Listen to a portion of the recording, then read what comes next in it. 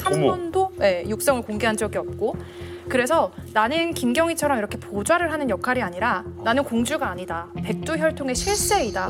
본인의 위상은 2인자인데 어쩔 때는 사실은 그 앞으로 1.5인자의 역할을 할 수가 있는 거예요. 김여정이 그걸 벤치마킹해서 이 오빠인 김정은의 이 영도 체계를 세우는 그런 작업을 하는 거라고 생각하고요. 아들이 이 권력을 이어받아야 북한 사회의 정통성이 이어질 수 있고 백두혈통도 이어질 수 있는데 그러니까 김여정이 수렴청정 형태로 김정은의 아들들이 장성할 때까지 그 자리를 지키지 않으면 백두혈통의 혈통 거기서 끝이 나버리는 거예요. 자, 오늘 이만갑 기자 특집 너무 기대가 큽니다. 박사님들의 또 전쟁터 직접 다녀오신 분의 오늘 이만갑 완전 팝콘 각으로 가보겠습니다. 자, 오늘 이만갑에서만 밝히는 북한의 최신 정보 업데이트. 맞습니다. 오늘 또 이 모신 이 어벤져스 기자님들은 북한 취재를 하려고 월북도 소승치 않으시고 밀수도 감행하시고 예, 정말 대단한 분들이신데요. 여기에 있는 또 우리 이만갑 식구들도 정말 엄청난 휴민티 분들이십니다. 네. 그럴 수밖에 없는 게 철은 씨는 보이보 출신이고요. 또 우리 서아 씨는 북한 식당 종업원 출신, 엘리트죠 이쪽에선. 윤아 씨도 정말 그 탈북하기 어려운 지방이잖아요, 자강도 이쪽 출신이시고 이렇게 다 모여 계시는데 혹시 여기 모여 계신 기자분들, 전문가분들 여쭤보고 싶은 건 없나요? 제가 딱 물어보고 싶은 게 생각이 났어요. 서아 씨 만나면 꼭 물어보고 싶은 게 있었거든요. 네. 제가 옛날에 단독 취재를 하나 또 했는데 이것도 밀수가 아니라 입수를 했어요. 해외 노동자의 생활 총화 노트를 제가 진짜 어렵게 구했거든요. 근데 거기에 어떻게 써 있었냐면은 대충 써놨어요. 되게 불량하게 써놨어요. 생활 총화를. 노트를. 그래서 보위부원들이 분명히 검열을 할 텐데 뭐라고 써 있었냐면 되는 대로 일하다 보니 생기는 문제들이 많았다. 그래도 돼? 네, 몸이 불편해서 작업 시 누워있는 현상들이 많았다. 뭐 그냥 이런 식으로 막 써놓은 거예요. 그것도 계속 반복해서. 그래서 제가 이거 입수를 하고 이렇게까지 써도 걸리지 않을 정도로 해외에서 일하는 사람들이 느슨해졌네. 느슨해졌나 이런 생각을 많이 했거든요. 네, 많이 느슨해지고 일단 그렇구나. 그렇게 생활총화를 저희는 평양에서 일주일에 한 번을 무조건 필수로 진행을 하면 북한 식당에서는 한 달에 한두 번 정도 이렇게 진행을 하고 했어요. 근데 보통 그 생활총화 노트를 정리 못하는 사람들이 많았어요, 친구들이. 그럼 그거를 한 달에 한 번, 야 어디서 이번에 검열 내렸는데 하면은 그거를 몰아서 한 달 그 생활총화를 몰아서 다 쓰는 거예요. 초등학교 일기처럼? 일기처럼 몰아서 쓰고. 아유. 일기 같은 거 일기. 윤아 씨한테 궁금한 거 하나 있는데요. 그러니까 자강도 쪽이 원래도 이 자강도, 양강도, 함경남북도 이런 북부 내륙 지역 쪽이 봉쇄가 되면서 그 직격탄을 이쪽 분들이 맞고 있는 데다가 자강도. 지금 올해 작황이 작년에 비해서 지금 자강도 쪽이 반토막이 났다. 그래서 이제 당장 배급 안 들어가면 아사자가 속출할 거다 이런 얘기를 전해 들었는데 이 정도로 진짜 심각한 건지. 일단은 기자님 말씀하신 것처럼 자강도는 군수공장이 많은 곳이어가지고 권한행군 시기에도 굶어 죽는 사람이 많지 않았어요. 사실은 지하에 들어가면 다 군수공장이거든요. 부자 동네인 거야. 네, 그래서 울산 같은 곳, 울산. 맞아요. 자강도만큼은 배급을 늘 줬어요. 뭐 기름, 설탕 공급을 늘 해줬어요. 왜냐면 공장이 돌아가야 되니까. 근데 이제 기자님 말씀하신 것처럼 만약에 자강도에서도 굶어 죽는 사람이 나온다면 자강도를 제외한 모든 부분의 상황이 굉장히 안 좋은 거죠. 그렇지. 자강도에서 만약에 굶어 죽는 게 나오면 진짜 북한이 제2의 권한의 행군을 겪는다라고 봐야 할 겁니다. 아니 저는 이제 궁금한 게 기자님들은 북한에 대해서 다들 잘 아시잖아요.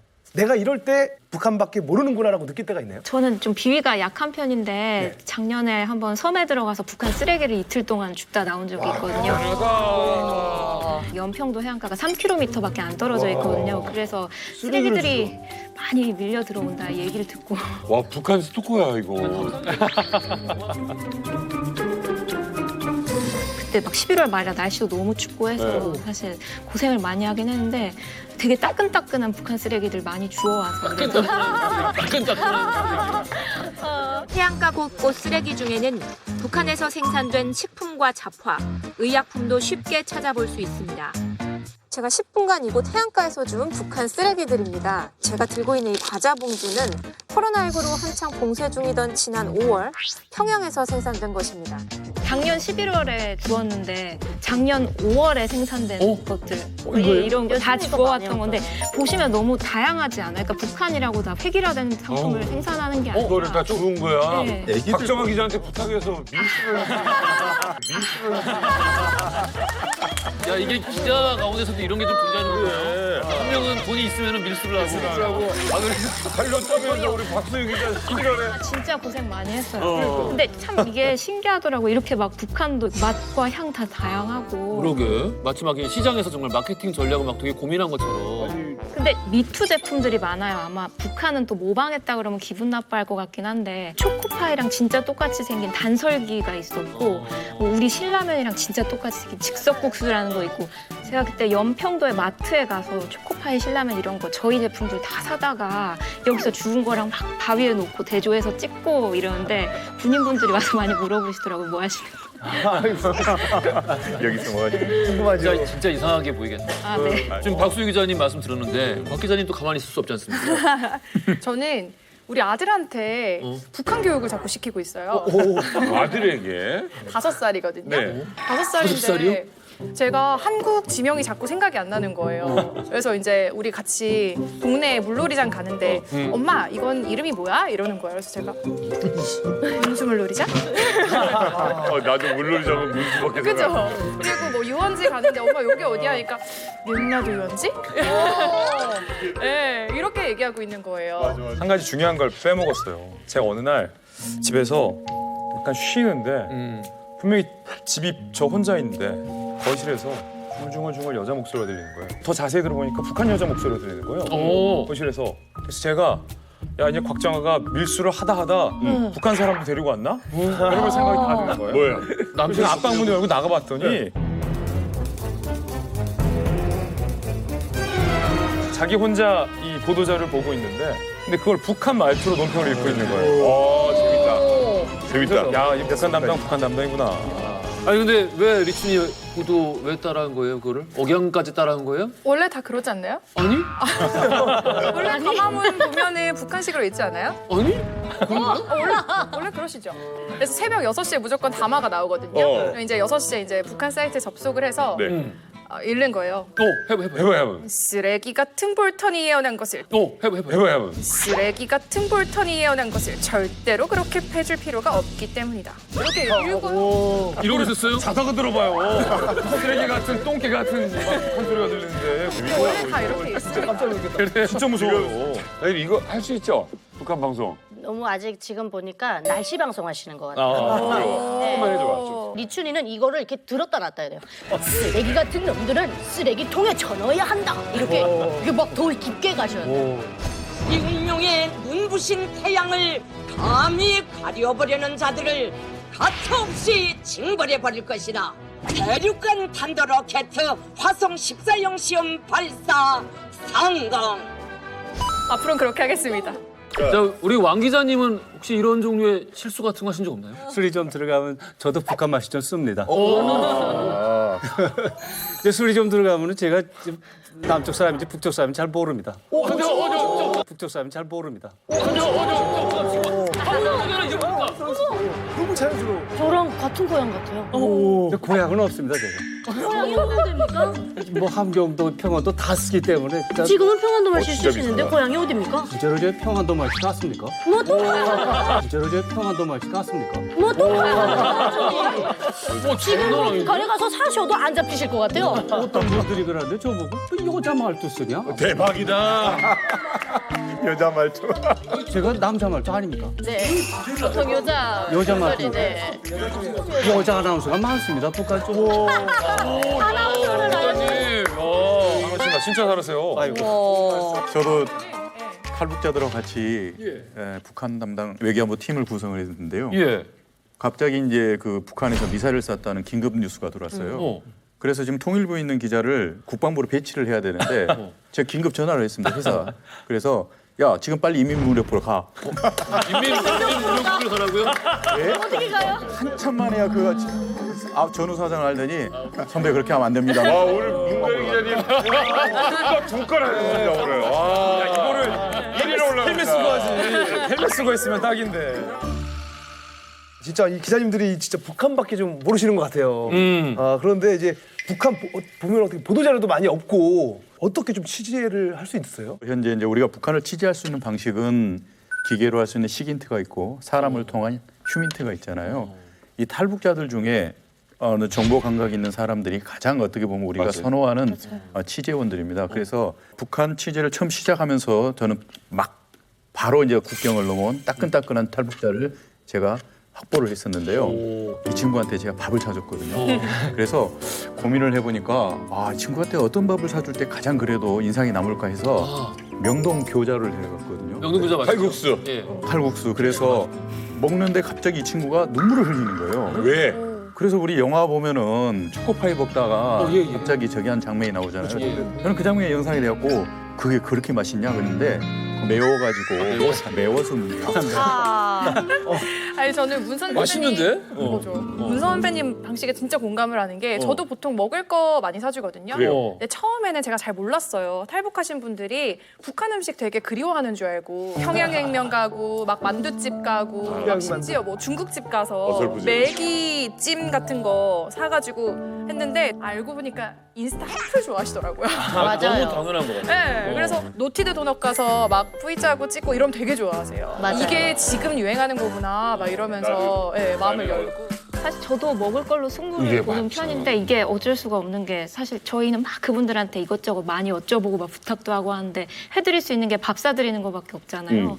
냉면집 저도 자주 갔어요. 그 서초동에 그 탈북민 분이 설룬 거기 자주 가서 사드렸는데 진짜 잘 드시는 거예요. 막 냉면 2그릇씩 드시고. 근데 한 번은 너무 냉면만 사드리는 것 같아서 죄송해서 큰맘 먹고 소고기집에 갔는데 돈이 너무 많이 나온 거예요. 막 거의 20-30만 원, 어떡해. 30만 원 나와서 녹화도 안 돼서 제가 사비까지 같이 보태서 사고 이랬던 경험도 있고. 저는 주로 북한 군인 출신 분들하고 이렇게 그러시구나. 만나는데 야, 이거 재밌다. 분야별로. 네, 문제는 한 명도 술을 못 드시는 분을 못 봤어요. 맞아요. 그래.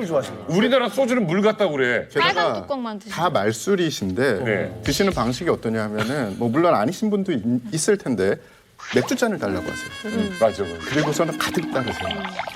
그분만 그러고 드시면 되는데 저도 그렇게 마시죠. 네.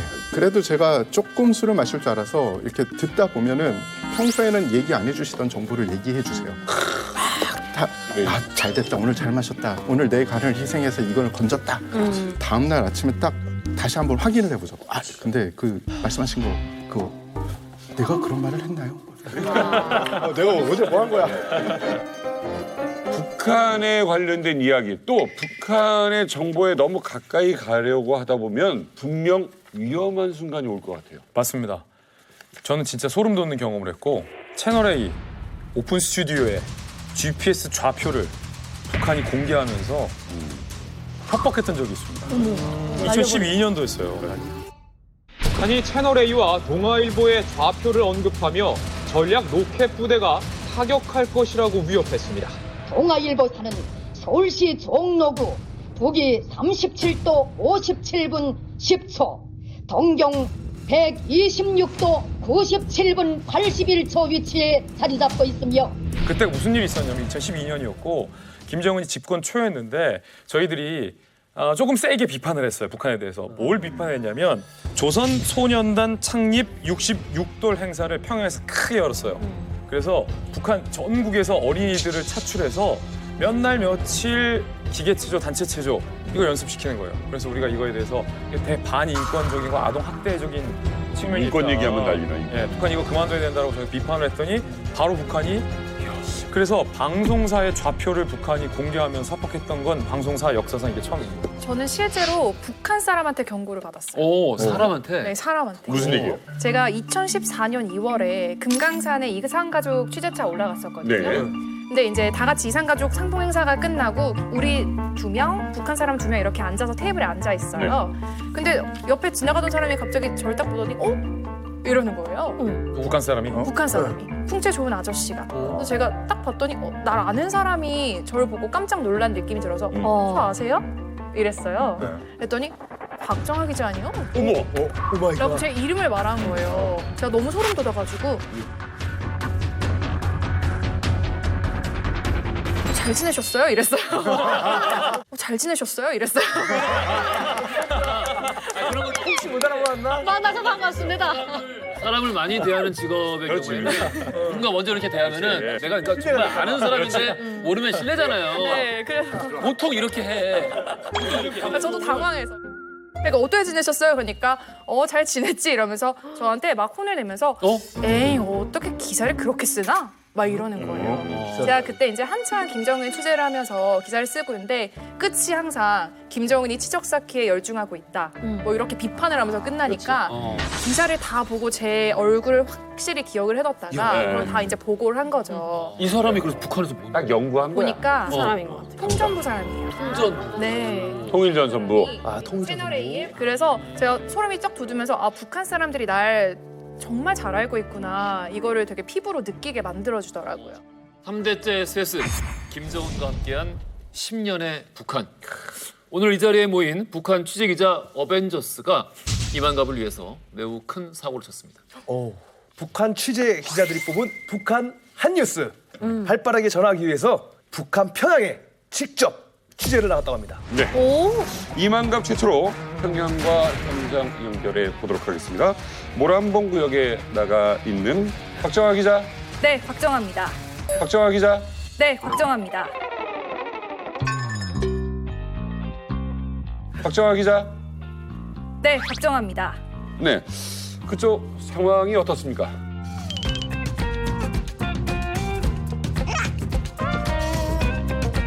그쪽 상황이 어떻습니까?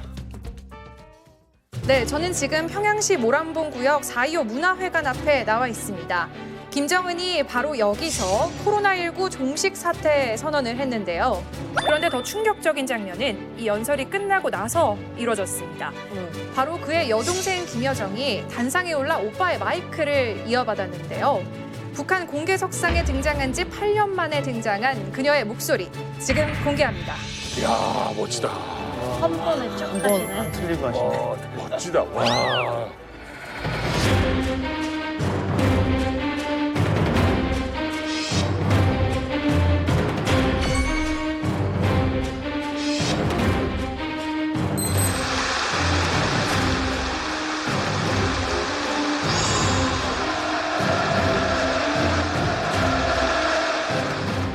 당 중앙위원회와 공화국 정부를 대표하여 영내에 유입되었던 신형 코로나 비루스를 박멸하고 인민들의 생명 건강을 보호하기 위한 최대 비상 방역전에서의 승리를 쟁취하였음을 선포합니다.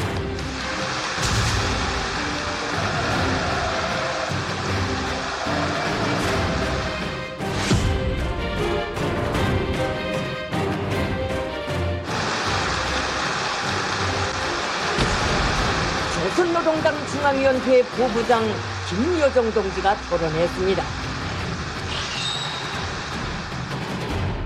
덩치들. 최초. 덩치들. 이 방역 전쟁의 나날 거열 속에 시비 앓으시면서도 자신이 끝까지 책임져야 하는 인민들 생각으로 한순간도 자리에 누우실 수 없었던 원수님과 지난 91일간의 만난 사연의 시분처가 다시금 내리에 뜨겁게 흐르며 형언할 수 없는 격정을 섞어치게 합니다. 감동받았어. 자기가 감동에 빠졌어. 족들은 누구에게도 통하지 않을 궤변으로 자기의 범죄 행위를 가리우며 책임을 전가하려 하지만 진실은 가리울 수 없습니다.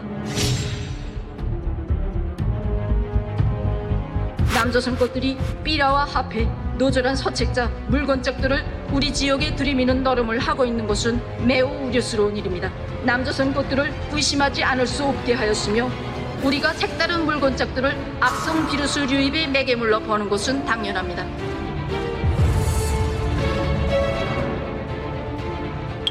전단이고 어떻게 코로나를. 우리는 반드시 강력한 대응을 해야 합니다. 대응도 아주 강력한 보복성 대응을 가해야 합니다. 남조선 당국 것들도 박멸해버리는 것으로 대답할 것입니다.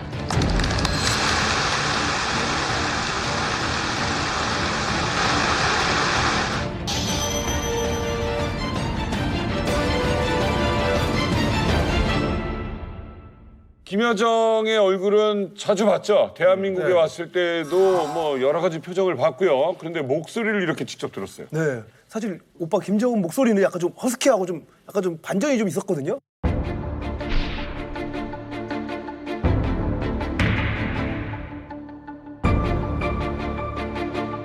우리는 크나큰 민족적 긍지와 자부심을 안고 위대한 수령 김일성 동지 탄생 100돌을 경축하는 성대한 열병식을 진행하게 됩니다.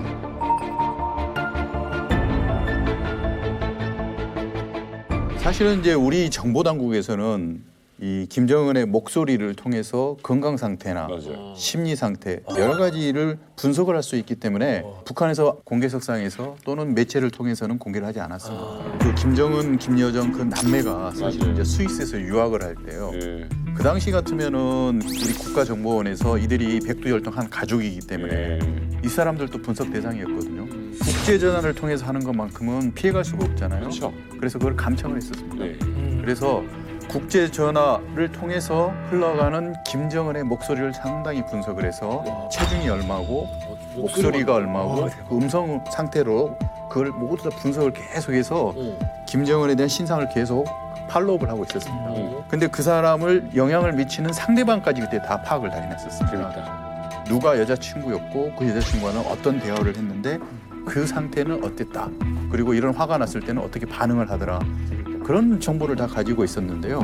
결국은 그런 후보군 중에 한 명이 지금 1인자가 됐기 때문에 그때 그 자료가 상당히 유용하게 활용이 될 수도 있다고 볼 수가 있겠습니다. 말하는 것만 봐도 저 사람의 지적 수준을 어느 정도는 가늠할 수 있을 테니.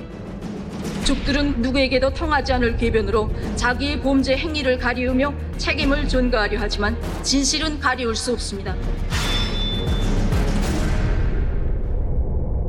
김여정 목소리는 좀 너무 평범한 느낌이 좀 들거든요. 그래서 사실 김여정 목소리가 이번에 연설하는 목소리는 처음 공개됐는데 우리가 갖고 있는 김여정 목소리는 사실 많아요. 그래서 지난번 하노이, 싱가포르, 김여정이 직접 김정은을 이제 수행하면서 잿더리를 가져다 줄 때 두 남매가 나눴던 대화 목소리 우리가 다 갖고 있고 특히 평창 올림픽 할 때 김여정이 방북당을 끌고 우리나라로 내려왔어요. 그때 이제 문재인 대통령 당시 대통령이나 우리 이제 장관들이랑 얘기를 주고받았던 메시지, 목소리, 김여정 걸 다 갖고 있어요. 그런데 이 단상에서 김여정이 30대 초중반의 여성이 연설을 한 저 자체가 어색하고 처음 보는 풍경이기 때문에 김여정의 연설 목소리도 우리가 어색하게 들리는 거지 사실 김여정의 음색은 종민 씨 말했던 것처럼 반전 없이 그대로예요. 그런데 한번 생각을 해보면 과연 북한 역사상 김일성, 김정일, 김정은 시대에 들면서 여성이 저기에서 30대 여성이 저기에서 저렇게 적을 다 박살시키고 괴멸시키겠다라는 연설을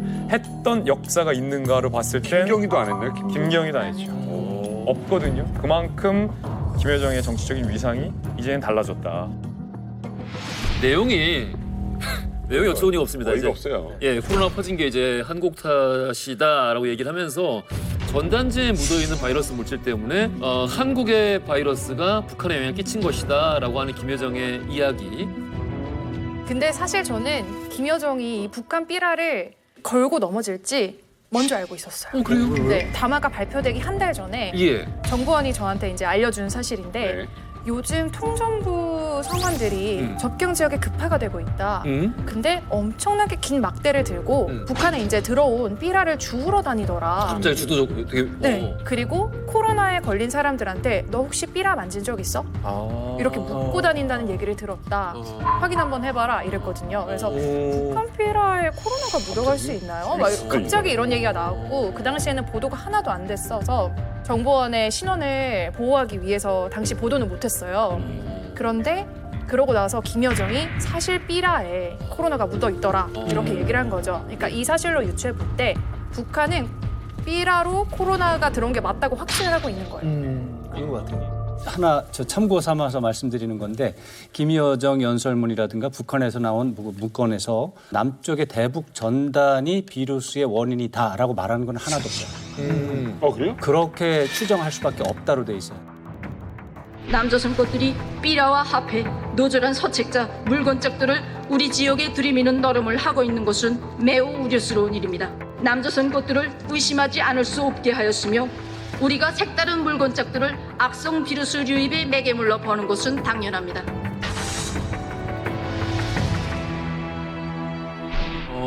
그래서 큰 틀에서는 남쪽에서 비루스를 퍼뜨렸다라고 알아듣게 전체적으로 문장이 돼 있는데 추정할 수밖에 없다. 맞아요. 강력하게 대응하겠다라고 하면서 교묘하게 빠져나가요. 그러니까 우리가 기술적으로 이 분석했을 때 걸고 넘어가지 못하게 하는 거 맞습니다. 아닌가요? 그리고 또 한편으로는 내부 주민들을 향한 이 정치적인 방어 기제가 발휘된 거 이 같아요. 일정 기간이 지나서 남쪽에서 우리가 대북 전단을 통해서 바이러스를 보낸 적이 없다. 왜 그러느냐라고 했을 때 우리가 언제 니네 보고 하라 그랬냐? 너한테 왔다고 했냐?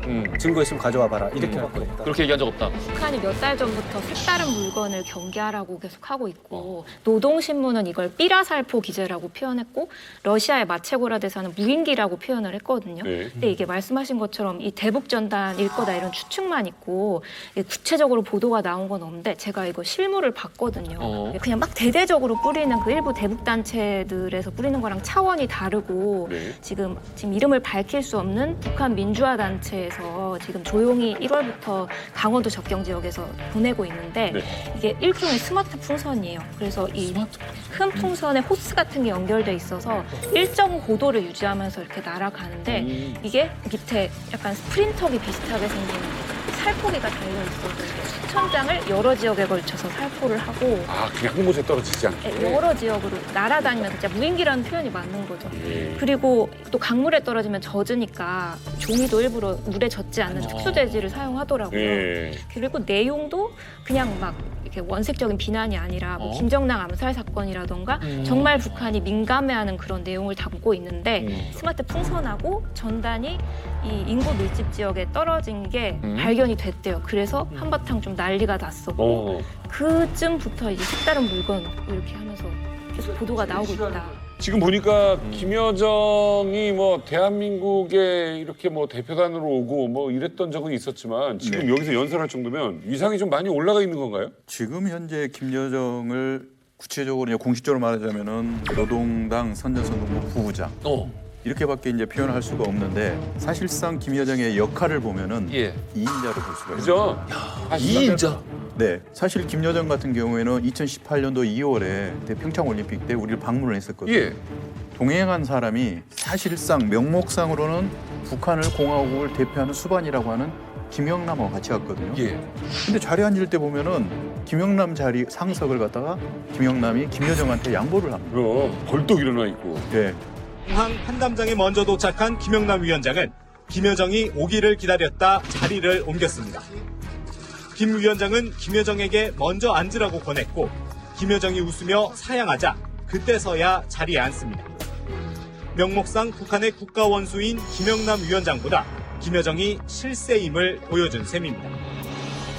그래서 모든 게 사실은 실질적으로는 김영남보다도 더 중요한 결정이나 역할을 김여정이 하고 있다. 이렇게 우리가 봤었거든요. 지금 같은 경우에는 북한에서 중대 발표를 하면은 심지어는 우리로 말하면 장관급들도 권한을 위임받아 그러거든요. 자기들 장관도 결정이 못합니다.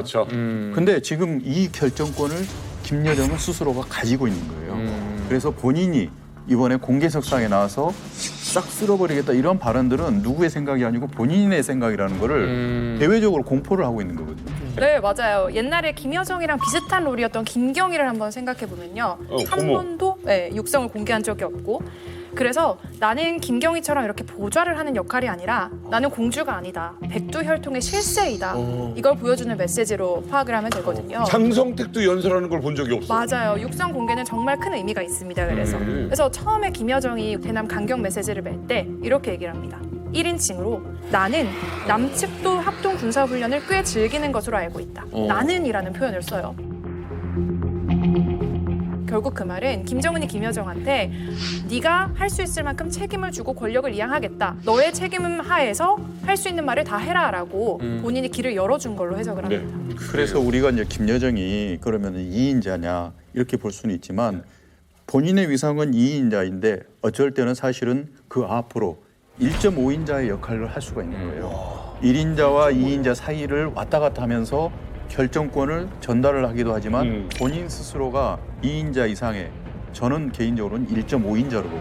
그런데 저는 약간 다른 말씀을 드리고 싶은데 북한의 특징 중에 하나는 유일 지도 체제라고 하는 특성이 있는 거죠. 그래서 이제 수령 체제가 되고 수령이 아닌 사람들 이제 고위 간부들의 위상이 무엇인가 이 점에 대해서 얘기를 하면 그 이인자라는 말을 들었을 때 죽은 사람이 많아요. 그렇죠. 그러네. 모든 독재자가 그래요. 그러네. 실제 사례에서 가장 그 극적인 사례는 장성택의 사례가 있는 것이죠. 누가 보더라도 장성택은 김정은의 후견인으로서 또 가족이고 고모부고 충분히 이인자라고 다들 생각을 했던 거죠. 그럼요. 실질적인 권력자. 그렇게 누구도 의심하지 않고 그렇게 생각을 했지만 최고 지도자가 그것을 인정하지 않을 때 어떤 일이 벌어지는가? 살해하죠. 그죠? 단지 수령의 손가락 하나로 죽을 수가 있는 파리 목숨 같은 존재인 거죠.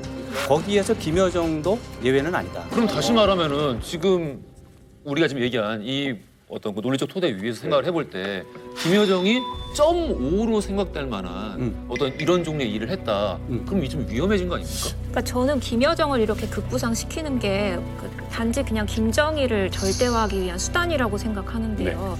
그러니까 과거에도 북한은 김정일이 주체 사상을 이렇게 체계화하면서 그 김일성 유일 영도 체계를 확립했듯이 이제는 김여정이 그걸 벤치마킹해서 이 오빠인 김정은의 이 영도 체계를 세우는 그런 작업을 하는 거라고 생각하고요.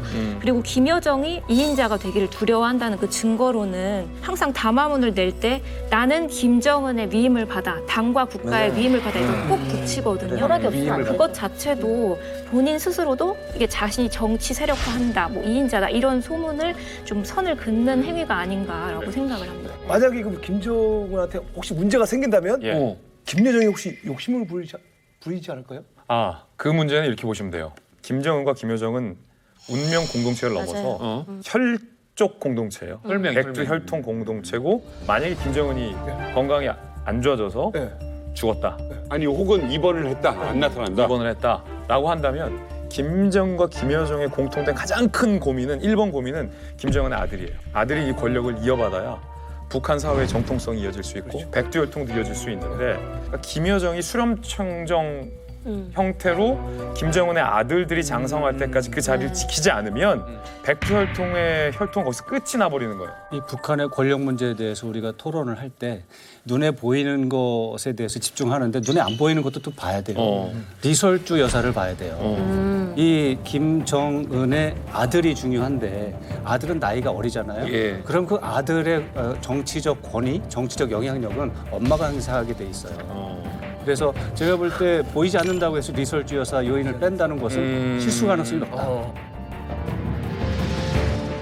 저는 군사적인 측면도 좀 봐야 된다고 생각을 하는 게요. 북한은 성군 정치를 하잖아요. 그렇죠. 이 군이라는 게 국가를 떠받드는 어떻게 보면 가장 중요한 조직 중에 하나인데 그래서 우리가 전례를 살펴봐도 후계자가 되려면 군에서 그가 기반을 가지고 행보를 해야 됩니다. 인정받을. 실제적으로 군에 대한 능력이 없어도 군에 대한 특출난 재능이 있다고 만들어주죠. 근데 김여정은 아직 이런 행보나 이 행동이 없었죠. 그렇기 때문에 저는 아직까지는 후계자로 보기에는 좀 너무 빠르지 않나. 그러네. 핵까지도 만지고 핵을 얘기해야 되는데. 자, 우리 이렇게 나온 김에 이만갑 단독 하나씩 좀 주고 가시면 안 되겠어요? 단독 하나씩. 하나 던지시죠. 예. 얼마 전에 평양에서 큰 행사가 열렸습니다. 북한 맥주하면 어떤 맥주가 유명합니까? 대동강 맥주. 대동강 맥주의 이 양조장을 처음 설립한 지 몇십 주년 기념 행사를 크게 하는 거예요. 근데 이 대동강 맥주는 북한의 자존심입니다. 김정일이 우리 쪽 대통령에게 북한 맥주에 대해서 자랑하면서 대동강 맥주 얘기를 한 적도 있어요. 그런데 알고 봤더니 이건 알려진 얘기예요. 여기까지는. 대동강 맥주가 사실은 영국의 어셔라는 맥주, 망한 맥주 브랜드를 북한이 아주 헐값에 사고 그 영국 어셔의 한 양조장 시설들을 다 분해해서 북한으로 다 평양으로 들어온 거예요. 그래서 대동강변에서 양조장을 짓고 생산한 OEM 방식입니다. 자체 노하우가 아니구나. 북한이 자체 개발한 게 아니에요. 그런데 영국의 맥주 관계자, 인맥 왕이잖아요. 최근에 만났어요. 그래서 제가 평양에서 대동강 박스 한 박스를 공수한 적 있거든요. 공수한 적 있어요. 포장도 뜯지 않은 대동강 맥주 한 박스를 그대로 제가 공수했어요. 서울 강남 한복판에서 제가 그 영국 맥주 관계자와 함께 이걸 뜯었습니다. 그래서 제가 궁금하잖아요. 야, 이게 니네 맛이야? 변질된 맛이야 해서 먹어보더니 영국 어시가 갸우뚱갸우뚱한 거야. 야, 왜 맛이 없어? 아니 맛은 있는데 우리 맛은 아니야. 그러겠지. 호흡과 물이 다르지. 물과 물이 다르잖아. 그래서 어떻게 했더니 북한이 들여왔는데 그 북한 사람들을 비밀리에 영국에 보냈어요. 그래서 야 영국 어시언 맥주 어떻게 만드는지 다 배워왔어요. 이 사람들이 오면서 까먹은 거예요. 그리고 현지에서 10여일 만에 급하게 전수 왔다 보니까 와서 하니까 그 맛이 안 나는 거예요. 그래서 북한이 독일 전문가를 데려옵니다. 그래서 독일 맥주식으로 해서 라거로 만들어버린 거예요. 뭔 말인지 알겠다. 그래서 영국의 어떤 페이레일 스타일의 그래, 맥주를 그래. 시설을 갖고 와서 독일 라거식을 만들다 보니까 특이한 맛이 나오는구나. 독특한 대동강 맥주 스타일이 나온 거예요. 다른 분들 어떻게 소소한 하시는? 예, 저도 뭐 하나 준비했는데요. 일단 정리를 좀 해야 됩니다. 저도 뭐 하나 준비했는데요. 일단 정리를 좀 해야 됩니다. 소소한 단신인데 가장 많이 움직임이 있네요. 이거를 꼭 가져와야 되나 좀 많이 고민을 오! 했는데요. 우와 이거 뭐야? 좀 많이 고민을 했는데요. 스나이퍼 같은데 스나이퍼? 스나이퍼 같죠.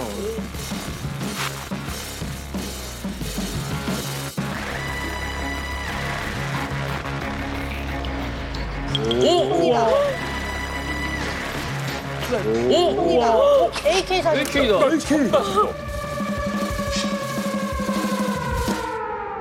AK 사진. 진짜? 그냥 진짜 안 되지. 47이 아니라 아니에요? 그 68식 보총. 북한군이 사용을 하는 68식 보총인데 AK를 똑같이 생겼어.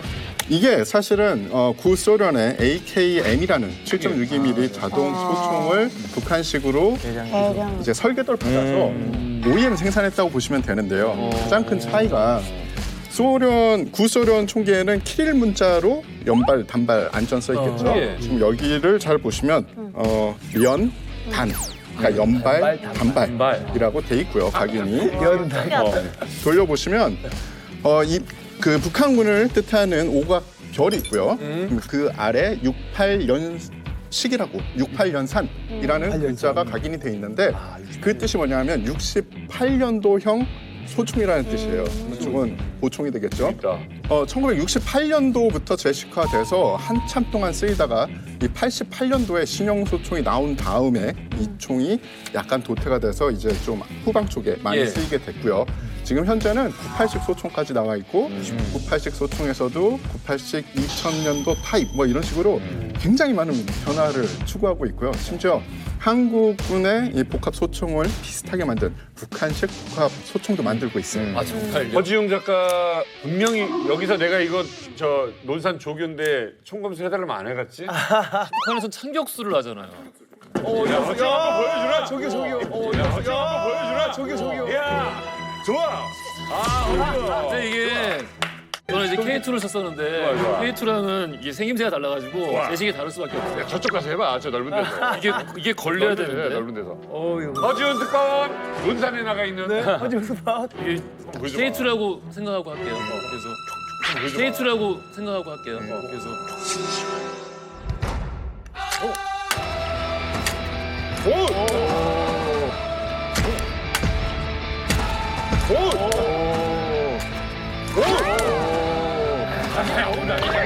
모양이 안 나온다.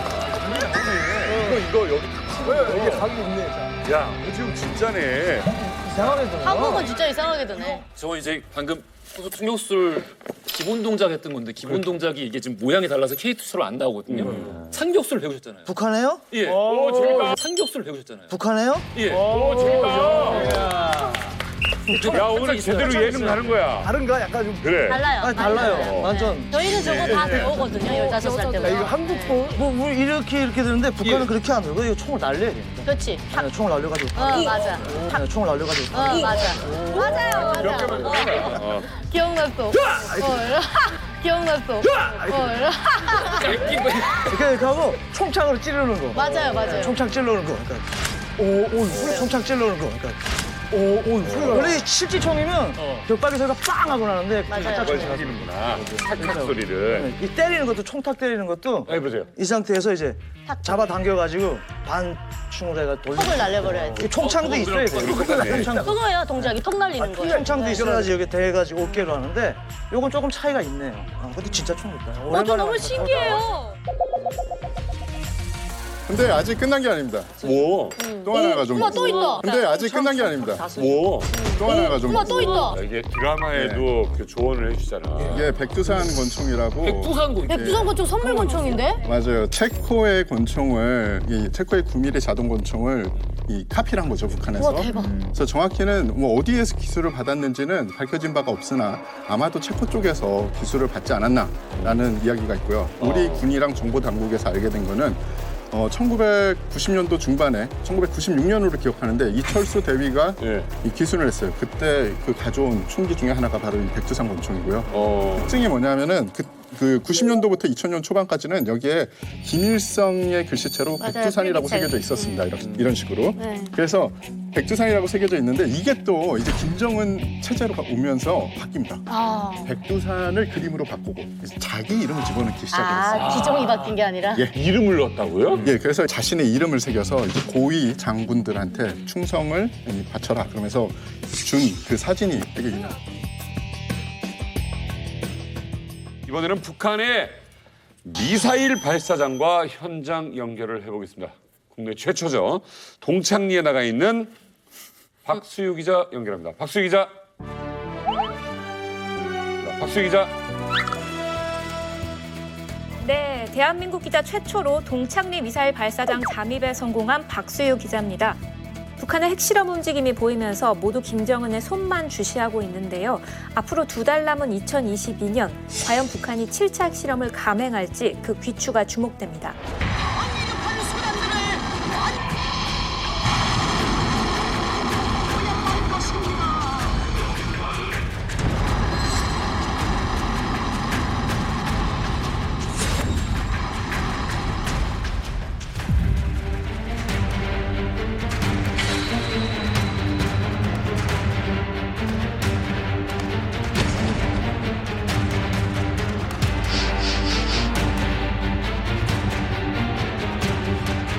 북한의 7차 핵실험이 곧 임박했다는 관측이 나왔습니다.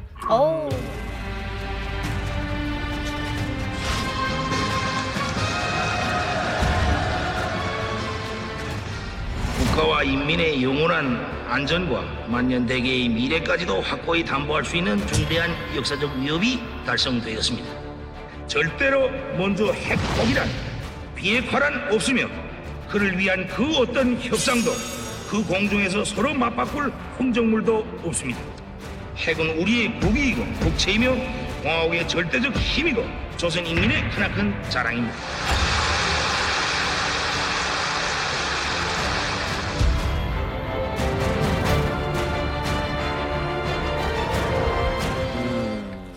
그러니까 이 북한이 지금 핵실험을 6번 했고 맞습니다. 멈췄는데 네. 멈췄었는데 이제 또 다시 7차 핵실험을 할까 말까 좀 그 간을 보고 있는 상황이에요. 그렇습니다. 올해 3월부터 북한이 7차 핵실험을 할 것이다. 임박했다라는 관측이 굉장히 많이 나왔어요. 너무 많이 들었는데 조만간 할 거란 얘기 굉장히 많았어요.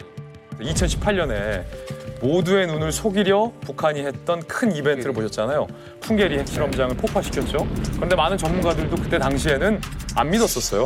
눈속임일 수 있다라고 경고를 했었고 정작 우리나라와 미국도 믿지 않았습니다. 근데 아니나 다를까 저건 눈속임이었고 그 이후에 수차례 핵실험을 더했고 최근에 강선이라는 새로운 지역을 도널드 트럼프 행정부가 지목했거든요. IAEA도 평양 인근의 강선의 핵시설이 굉장히 수상하다라고 지목한 바 있고 실제로 지난 하노이와 북미 회담 때 미국이 계속해서 북한 측에게 니네 핵시설 리스트 내놔라, 핵시설 리스트 내놔라 했을 때 북한 쪽에서 계속해서 동창리, 풍계리 얘기만 했던 거예요. 그때 이미 미국 당국이 강선은 이라고 제안했을 때 북한 당국자가 아무 말도 못했던 거예요. 그때 제가 볼 때는 두 가지 요인에 의해서 풍계리 핵실험장은 실험을 하기 어려울 수가 있다, 기술적으로. 첫째로는 2017년 9월이 마지막 6차 핵실험인데 그때 규모가 생각보다 컸어요. 그래가지고 그 산 자체가 충격이 좀 상당히 가가지고 여진이 10차례 이상 났어요. 3개월 동안. 그 정도의 여진이면 아마도 그 갱도가 그대로 남아있진 않았을 것이다. 이렇게 생각할 수 있고. 그러면 한미일의 대응이 지금 어떻게 돼가고 있나요? 현황 현재? 얼마 전에도 하와이에서 한미일의 안보 수장들이 모여서 7차 핵실험을 한다면 어떻게 할 것인가 아니면 또 어떻게 예방을 차단할 것인가 이런 것에서 논의를 하고 있고 이제 우리 정부가 제일 중요한데 뭐 윤석열 정부 새로 출범해서 이제 담대한 구상이라고 하는 구상을 내놓으면서 이제 북한에 제안을 해놓은 상태인데 아직 북쪽의 반응은 철저하게 이제 무시하는 그런 상황이 돼 있습니다. 아니 김생 기자, 그 담대한 구상이 뭐예요? 담대한 구상은 이제 우리 정부가 붙인 이름이고 북한의 민생과 경제를 획기적으로 개선시켜준다는 제안인데 쉽게 말해서 식량, 전기 생산, 항만 공항 인프라, 농업 기술, 병원 인프라, 금융 지원 가장 중요한 게 대북 제재를 완화해 줄 수 있다라는 건데 전제가 핵폭인가요? 아니면 7차 핵실험 안 하는 건가요? 그건 아니에요. 지난 정부 때와 좀 다른 것은 북한이 비핵화에 대한 진전된 의지만 보여준다면 한다. 의지만으로도 이렇게 제한 없이 지원을 해주겠다라고 나름 꽤나 북한 입장에서는 파격적인 제안일 수 있습니다. 그래서 정부에서는 담대한 구상이라고 이름을 붙여놓은 거죠. 김여정 조선노동당 중앙위원회 부부장 담화. 우리는 윤석열 그 인간 자체가 싫다. 하나마나 한 헛소리를 했을 바에는 차라리 입을 옹다물고 있는 편이 체면을 유지하는 데 더 이로웠을 것이다. 북한의 지금 핵 무력 수준 어떻게 객관적으로 파악되고 있습니까? 일단은 그들이 한 핵실험에 좀 집중을 할 필요가 있습니다. 1차부터 지금 6차까지 했죠. 1차에서는 1킬로톤. 1킬로톤이면은 TNT 1000톤을 터뜨렸다고 보시면 돼요. TNT 1000톤. 그리고 이제 맨 마지막에 6차. 6차는 어느 정도냐? 100에서 300킬로톤이라고 이야기를 하는데 정보기관에서 따라서는 50에서 60킬로톤이다. 굉장히 수치가 달라요. 조사한 기관마다. 하지만 이렇게 들으면 조금 뭐 어떻게 된 거야? 감이 잘 안 와요. 아니 TNT 1kg도 뭔지 모르겠네. 어디가 어떻게 떨어지는지. 그래서 제가 아주 간단하게 쉽게 알아들으실 수 있게 설명을 드리겠습니다. 2차 세계대전 때 일본에 이 핵폭탄이 떨어졌죠. 맞습니다. 그때 떨어졌던 핵폭탄이 15킬로톤.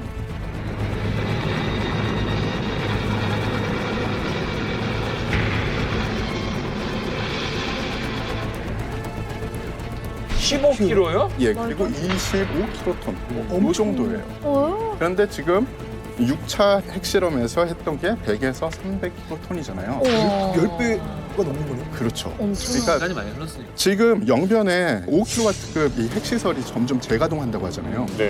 영변 핵시설하고 평양하고 그렇게 멀지 않습니다. 그리고 불이 나기 시작하면 재가 올라오죠. 그 재가 다 이 위험물질이에요. 근데 그 바람에 따라서 지금 중국도 손 놓고 앉아 있어야 될 때가 아니에요. 만약에 동북 바람으로 바람이 불면 역으로 중국이 지금 난리가 나는 겁니다. 그리고 그 바람이 남풍으로 분다. 그럼 평양 어떻게 되겠습니까? 7차 핵실험을 성공하는 것도 위태한데 실패해도 위태한. 그리고 가만히 앉아있는 이 베이징에 있는 저 친구들도 속을 모르겠어요. 그들도 가만히 앉아있을 수 있는 상황은 아닙니다. 우리가 이제 핵과 미사일을 전략 무기라고 하는데요. 그렇죠. 이 전략 무기를 방금 우리 태상호 전문 기자가 말씀한 것처럼 터트려서 피해가 올 수 있는 이런 위험도 되게 큰 거지만 무기를 보유하는 것 자체만으로도 그럼 물론 상대방한테는 위협이 되고 그렇죠. 보유하고 나서 이거를 실험할까 말까 제스처만 취하는 것만으로도 상대방으로서는 굉장히 기침을 하지만 저쪽에서는 독감이 걸릴 수밖에 없는 그러한 상황들이 벌어지거든요. 중요한 것은 이제 북한에서 이번에 최고인민회의를 열고 김정은 국무위원장이 시정연설을 통해서 핵을 포기할 수 없다. 적들이 원하는 것이 결국은 핵을 내려놓게 하고 그다음에 자위권 행사도 결국은 포기하거나 약하게 하고 결국은 북한 정권을 붕괴하는 게 목표이기 때문에 자기들은 100날, 1000날, 10년, 100년 절대 이 세월이 가도 한번 제재를 가할 거면 가해봐라. 과거에는 핵을 가진 것처럼 안 가진 것처럼 우리가 NCND라 그러잖아요. 그런 것만으로도 사실은 위협이 됐지만 이제는 핵 보유국이다. 핵을 그리고 선제 공격까지 할 수 있다. 고 선언을 해서 법으로 그걸 박아놓으면은 이거는 이제 북한의 입장은 누구도 비핵화라는 협상 자체도 제의할 수가 없는 상황인 거예요. 그 단계는 이제 아예 그냥 끝나는 거고. 이미 끝나버렸습니다. 비핵화에 대한 기대나 또는 협상에 대한 우리가 어떤 어느 가능성을 이제는 접어야 될 상황이 왔다는 거죠.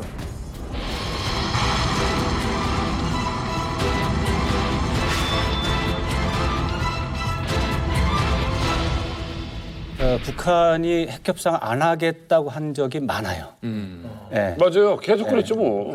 그런데 핵협상을 결국엔 다 했어요. 하기는 해. 네, 하긴 했죠. 매번 다 했다. 그리고 법제화도 이번이 처음은 아니에요.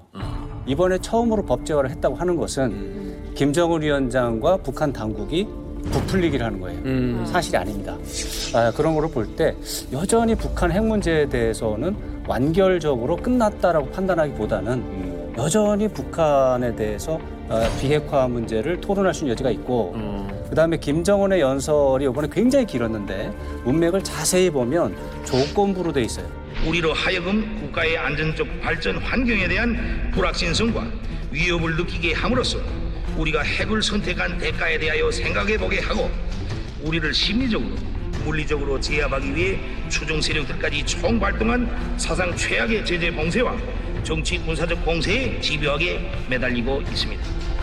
절대로 핵을 포기할 수 없습니다. 그러네요. 조건이 있어요. 조건이 있네. 때문에, 조건이 있기 때문에 적대시 정책이 있는 한 비핵화는 안 된다. 그 말은 적대시 정책이 풀어졌다고 생각한다면 협상할 수 있다라는 해석의 여지는 있어요. 그래서 저는 이제 하나의 단일한 결론보다는 뭐 2중, 3중의 시나리오를 놓고 다양하게 정책을 전개하는 게 좋겠다 이런 생각을 합니다. 자, 김정은이 절대 포기를 하지 않겠다고 하고 있는 이 핵 지금 시점에서 과연 북한은 7차 핵 실험 과연 할 것인지 여러분들 우리 기자분들 전문가분들의 생각이 궁금해집니다. 자, 올해 안에 할 것 같다. 올해 안에 할 거다. 오늘 주제가 예언이야. 생각하시는 분들 예언 부탁드리겠습니다. 와, 이 집 통일되네. 이 집 통일되네. 일러망차네. 아니 우리 곽진 커플 올해 안에 한다. 네. 올해 안에. 저는 지금 10월에서 12월까지가 가장 이제 위험한 달이다 이렇게 생각을 하는데요. 일단 핵 연료를 준비를 하면 이걸 계속 오랫동안 보관할 수는 없거든요. 준비가 완료된 상황에서 눌러야 효과가 제일 확실해요. 네. 그리고 이제까지 북한이 여태껏 핵실험을 못한 이유는 습해서였어요. 장마 오고 비 오고 태풍 불고 이러면은 거기 이제 핵실험을 할 수는 있는데 계측 장비가 막 이렇게 움직여요. 그러면은 핵실험을 하고 나서도 이게 성공을 한 건지 실패를 한 건지 모르거든요. 산사태도 많이 날 수 있고. 그렇죠. 그런데 이제 10월, 12월이 되면은 북한이 땅이 굳고 건조해지니까. 그러니까 핵실험을 할 수 있는 최적의 환경이 되는 거죠. 저는 국제정치적으로 좀 접근을 해봐야 될 것 같아요. 그러니까 반드시 올해 안에 한다라는 의미보다도 북한이 올해 안에 반드시 할 수도 있다. 안 할 이유가 없다. 이렇게 표현하는 게 더 정확하다. 이건 뭐야? 빠져나가시는 뭐가 다른 거야? 이게 그러니까 이제 북한에서 그 북한식 연설문의 특징이죠. 예. 뭐야? 아니 그러면 이 집은 하나가 맞춰도 되고 그러니까 북한이 핵실험을 안 할 리 만무할 리 없다. 모르겠지? 중에 한 명만 맞추면 밥벌이는 문제 없다. 아니 뭘 짓고를 날려요? 왜 변해구를 던져? 봐봐. 일단은 들어보세요. 왜냐하면 북한이 핵실험을 하는 이유를 봐야 돼요. 북한에게 있어서 가장 중요한 거 1번은 여전히 체제 보장. 두 번째는 대북 제재 해제입니다. 왜냐하면 지금 북한의 경제 상황을 보면 대북 제재를 당장이라도 해제하지 않으면 북한이 오래를 버틸 수 없을 정도의 경제 위기와 식량난을 겪고 있어요. 그러면 북한에게 있어서 대북 제재를 해제하고 체제 보장을 받으려면 협상할 수단이 필요한데 과거 북한에는 여러 가지 협상 수단들이 있었어요. 재래식 무기도 있었고 뭐 무역 정상화도 있었고 아니면 나라와의 국교 정상화 문제도 있었어요. 그런데 이제는 다 써버렸어요. 남은 카드 하나는 비핵화 카드 하나밖에 없어요. 북한의 입장에서는 지금 비핵화 협상에 나올 수밖에 없는 올해 안에 환경은 충분히 조성돼 있다, 임박하다라는 거고 앞서서 담대한 구상 얘기 때 그리고 김정은의 시정 연설 때 전혀 다른 얘기하는 것 같고 윤석열 인간이 싫다 막 이렇게 비난하잖아요. 김여정은 윤석열을 언급했지만 김정은은 그 긴 시정 연설 중에서 윤석열을 언급한 적이 한 번도 없어요. 우리가 북한에게 제안한 게 무리한 현상 변경을 원하지 않는다 라는 메시지를 무투로 양으로 계속해서 주고 있거든요. 의무로 양으로. 무리한 현상 변경하지 않겠다. 이거 체제 보장해 준다는 메시지가 계속 들어가고 있고 북한이 거기에 전 반응하고 있다고 봐요. 그러면 북한이 협상 테이블에 다시 나올 수 있을 텐데 그렇게 되면 7차 핵실험은 북한이 역설적으로 불가피하다. 그걸 갖고 협상에 나설 것이다. 아니 사실 핵실험 할 거다라는 얘기는 3월부터 있었고 맞아요. 네. 그래서 저희 보도국에서는 방송 큐시트까지 다 짜놓고 인터뷰 기사 다 만들어놓고 지금 준비를 마친 상태인데 저는 그때부터 계속 당장 안 할 것 같다라고 보고를 했거든요. 그러니까 우선 북한이 핵실험을 할 기술적인 필요는 없어요. 한다면 정치적 목적인 게 지금 5차 핵실험 때 소형화 파괴력 다 갖췄고 6차 핵실험 때 핵 융합탄까지 완성을 했기 때문에 지금 과제가 있다면 기존의 데이터를 바탕으로 양쪽으로 늘리는 거지 새로운 설계를 할 필요는 없고 만약에 한다면 시기 관련해서 저는 이번에 북한이 러시아 전문가의 입을 빌려서 이런 보도를 했거든요. 우리가 핵실험을 하더라도 너네들이 원하는 시기는 아닐 것이다. 그러니까 북한이 계속 저희나 미국 보도들을 다 보고 있는 거죠. 그리고 일부러라도 우리가 예측하는 시점에는 하지 않을 거라고 생각하고 정치적으로 좀 효용성을 극대화할 수 있는 시기가 제 생각에는 굳이 한다면 11월 미국 중간선거 이후가 되지 않을까. 네, 중간선거 이후. 네네. 제가 볼 때는 중국 변수가 여전히 가장 중요할 수밖에 없는 게 김정은 정권과 중국의 시진핑 정권이 비슷한 시기에 출범을 했거든요. 예. 그때 중국에서 가장 국제사회에 시진핑 정권의 국제적인 위상으로 내세웠던 거는 자기들만이 북한을 핵실험하거나 미사일 발사를 제어할 수 있는 지렛대를 중국만이 갖고 있다는 걸 내세웠었는데 북한에서 이걸 갖다가 아주 구겨버렸거든요. 그냥 핵실험하고 미사일을 쏴버렸기 때문에 중국이 유엔 제재에 바로 그냥 동의를 해버렸거든요. 그러니까 쉽게 얘기하면은 우리 개는 안 물어요. 했는데 했지만 지금 중국에서 그때 물었어. 진짜 중요한 이 시진핑의 정말로 중요한 그 정권 창출을 위해서 이번 가을을 지금 준비하고 있거든요. 또다시 국제사회에 중국의 위상을 갖다가 핵실험으로 인해서 망가뜨리면은 중국으로서는 이걸 도저히 용납할 수 없는 상황이에요. 그렇지. 지금 북한과 중국의 의사소통은 좋지도 않지만 나쁘지도 않습니다. 그 왜 그러냐면 북한의 핵실험은 단독 일정보다는 그 앞에 장거리 로켓을 쏘거나 중대한 도발적 행위가 있어요. 그런 행위가 있을 때 이제 미국이 거기에 대해서 주도적으로 제재를 가해요. 그때 중국이 편승을 하면 북한이 중국하고 싸워요. 예. 그러면 그때 마지막으로 핵실험을 하는 그런 패턴이 유지가 됐습니다.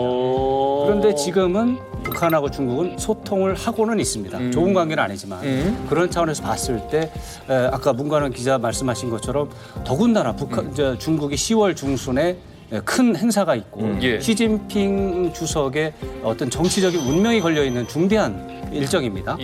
그런 상황 속에서 북한이 핵실험을 감행한다? 상상이 안 되죠. 저희들이 그래서 북한이 핵실험을 할 것인가는 대부분 어떤 기념일 또는 의미 있는 시기에 대해서 정치적으로 어떤 위력을 가하기 위해서 할 것이다. 사실 이게 보면 수학적으로 말하면 1차, 2차 방정식이거든요. 하지만 중국 문제 넣어야죠. 미국 문제 넣어야죠. 여러 가지 정치, 이런 경제적인 문제 또는 우크라이나 전쟁까지 넣으면은 결국은 우리가 수학으로 말하자면 5차 방정식 정도로 이 답을 끌어내야 되는데 여태까지 우리가 북한이 핵실험을 할 거라 이렇게 판단을 했던 거는 아주 낮은 단계의 어떤 차원의 방정식으로서의 해법을 찾아왔었는데요. 대부분 다 실패를 했습니다. 6번 다 우리가 예측했던 시기가 아닌 시기에 북한은 대부분 핵 버튼을 눌렀거든요. 난데없이. 그래서 이번만큼은 우리가 아닌 예측하지 못한 시기에 또는 북한만 또는 북한에서도 극소수의 어떤 지도자들이 백두혈통만 아는 시기에 결국은 감행할 걸로 보고 있습니다. 이거 결정은 결국은 김정은이 하는 거지만 옆에 조언자들이 있을 거 아니에요. 그러겠죠. 네, 저는 핵실험이나 북한 도발 징후를 완벽하게 파악할 수 있는 저만의 비밀 병기가 하나 뭔데요? 있어요. 저만의 비밀 병기가 하나 뭔데요? 있어요. 약간 가문의 피가 그런 게 있네. 대박이다. 좋은 거 있으면 나한테도 말해주지. 말투가 비슷해, 말투가. 하나 땅 던지고. 자, 들어봅시다. 뭐예요? 소주예요, 소주. 소주가 뭐야? 술. 왜요? 이제 국방부나 외교부 고위 간부들을 만나면 네. 제가 물어봐요, 그날. 실장님 오늘 소주 드세요, 맥주 드세요? 소주를 안 먹으면 그날 도발 징후가 있죠. 왜 알아들었어. 왜 소주가? 취해 있으면 그렇지, 그렇지. 얼른 북어로 뛰어들고 북어로 뛰어들고 북한 상황 봐야 되는데 안 되잖아요. 소주를 안 먹으면 그날은 도발 징후가 있는 거예요. 아 이거 재밌는 얘기야. 집중해야 되니까. 네, 근데 이제 소주를 먹으면 없어요. 그 다음날 아침까지는 평온한 날이구나. 네, 평온한 날이 확실히 동할 징후가 없는 거예요. 와 이거 재밌는 얘기네. 그래서 간부들 만나면 꼭 물어봅니다. 오늘 뭐 드실 거냐고, 주종이 뭐냐고. 회식할 때. 자, 지금 북한에 갈 수 있다면 왕선택 기자님은 어떤 취재를 하시겠습니까? 김정은 위원장 인터뷰하는 게 좋죠. 그러네. 너무 바로 정답을 말씀해 버리시고 이거보다 중요한 게 없네. 네, 간단하죠. 유일 지도 체제에서 예. 유의미한 정보나 맞는 유의미한 거는 그 김정은과 관련된 부분이에요. 그래서 맞네요. 김정은의 생각이고. 그러니까 당연히 기자한테 너 뭐 할래 그러면 김정은 인터뷰해야지.